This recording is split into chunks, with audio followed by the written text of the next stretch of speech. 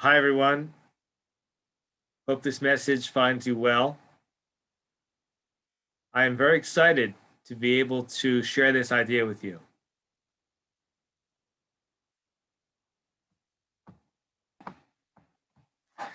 This week, we have the great honor and privilege of reading Parshas Para. Parshas Para is one of the 4 parshios that we read before Pesach. And here we have Parshas Para coming after the previous fulfillment of the mitzvah of reading Parsha Zachor. That was the previous parsha of the 4 parshios that we read. And the question is, what is the relationship between Parsha Zachor, that mitzvah, and the mitzvah of reading and listening to Parshas Para? Parsha Zachor, we know, as is related to Purim, that Amalek, that there is a nation, whether it's a biological nation or whether it's just anti-Semites in general, that they go after us existentially and the Almighty protects us. So Parsha Zachor is about you and I getting in touch with our identity and specifically understanding that when we are weak in faith, that we become more vulnerable. The Almighty protects us not because we are stronger. That's not why we survive. Our protection comes from our worthiness spiritually, in terms of our values, in terms of our loyalty to those values. Parshas Para is different. Parshas Para is a reference to an explanation of the red heifer, the mitzvah of this strange, esoteric Para Aduma. Through the process where the pure purify the impure and the pure become impure.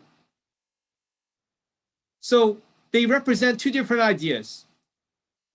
And the sequence is very important. Right before Amalek tried to attack us, but they did attack us, we showed the Almighty a lack of faith. We were chaser, we were deficient in our emunah. And that is very different than what we're about to read this Shabbos. When we read Parshas Para, we think about our being chaser and emunah, deficient in faith. We wanted to have water access. We were struggling with having water access. And we said, where is the Almighty? We said, is there a God here to help us? Hayesh Hashem b'kirbeinu. Is God in our midst still? Is he still on our team? Or not? And right after that display, national display of lack of faith, Amalek sees that we're vulnerable. They attack us. And it was a very painful episode in our history. And Rashi says that this is comparable to a child. A child is on the shoulders of a parent, and they're walking along together on a journey. This is the parable. And the child says, oh, can I have that fruit from that tree? Can you get that for me from that branch? And it happens again and again and again during the course of their journey, and the child's on the shoulders of the parent. They're walking along and they see somebody pass them on the road.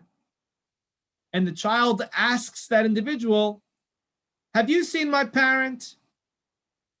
Immediately Rashi says the parent discards the child, wants the child to understand their whereabouts or what's been going on that day. The child goes off the shoulders of the parent and the child gets bit by a dog. Rashi says that's the experience. How much has the Almighty provided for us over and over and over again? And so then we had this deficiency of faith, of understanding, and we became vulnerable, no longer on the shoulders, so to speak, of the Almighty. We were bit by a dog. We were bit by the nation of Amalek. That has to do with deficiency in emunah. What is this passage about? This Shabbos, Parshas Parah. After we sinned with the golden calf, we have this red heifer. The Egel Hazav, we were able to atone for that mistake through the Parah Aduma. This is not an issue of being chaser emunah, having deficiency in faith. Rather, says the former chief rabbi of Tel Aviv, Rav Amiel Zatzal, this is about riboy emunah. It's about having too much faith. What does he mean, too much faith? He says after the episode with Amalek, it boomeranged. They didn't have too little faith. They had too much faith. They said, oh my gosh, we're bit by a dog. We're so vulnerable. And they became extreme in their religiosity. And he explains how so. He says, what is avodah zarah? What is idolatry? He says, you believe everything is a god. You believe this is a god and that's a god. You believe this gold is a god and this golden calf can do wonders. It's an extreme religiosity. And extremes are bad. Extremes, when you start believing in endowing, in ascribing divinity to everything, then you have a warped, perverted sense, of divinity as a whole, of God as a whole. And so he says that's the progression, that's the sequence. We were deficient in faith. We had too much of an extreme religion with idolatry.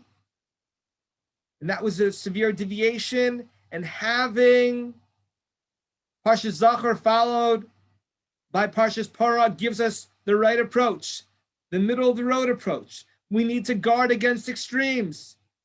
He says, and he describes it goes in a circle. Deficiency of faith to an extreme, and too much faith or religiosity in a warped, perverted sense on a circle right next to each other. They're right there, right next to each other. Our job is to learn from both. Our job is to have a more balanced approach. That as we go into Pesach, we realize that there is one God, that there's one source of faith, that there is one body of literature in the sense of the Torah, as I am extrapolating, to have that middle of the road approach. But it gives us a keen insight into why Parshas Parah follows Parshas Zachor, why you and I need to stay away from extremes, and how extremes and extremists, while they might present differently, are actually perhaps very much related from a psychological perspective, from a spiritual perspective, and try to find that golden mean, try to find that middle of the road approach that is most edifying, that is most inspiring, that is most constructive. And that is the most productive way for us to be, to excel and to succeed as Jews, as Torah Jews in this world. Thank you and have a great day.